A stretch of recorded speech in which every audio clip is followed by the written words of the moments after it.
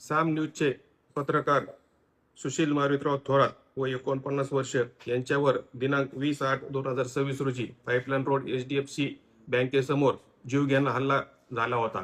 सदरचा गुन्हा गंभीर स्वरूपाचा असल्याने माननीय पोलीस अधीक्षक श्री मोमक्का सुदर्शन साहेब यांनी या गुन्ह्याचा स्थानिक गुन्हे शाखेने समांतर तपास करावा व या गुन्ह्यातील आरोपितांना तात्काळ अटक करण्याबाबत आदेशित केले होते. त्या अनुषंगाने स्थानिक गुन्हे शाखेचे PSI जाधव व PSI दरवडे यांच्या नेतृत्वाखाली 2 वेगवेगळे पथक तयार करून 2 वेगवेगळ्या दिशेला रवाना करण्यात आले होते.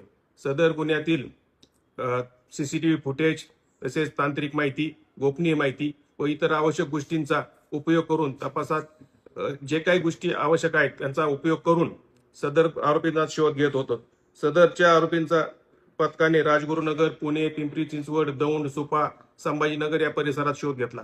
आज पहाटे या गुन्ह्यातील आरोपी हे संभाजीनगर छत्रपती संभाजीनगर वाळूज MIDC परिसरात येणार असल्याबाबत गोपनीय माहिती मिळाली.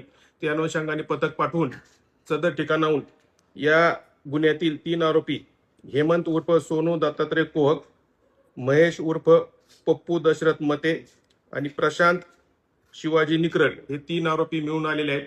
सदर आरोपी त्यांना अहिल्यानगर येथे आणण्यात आले असून तोपखाना पोलीस स्टेशन येथे हजर करण्यात आलेले आहे. तोपखाना पोलीस स्टेशन हे पुढील तपास करत आहेत.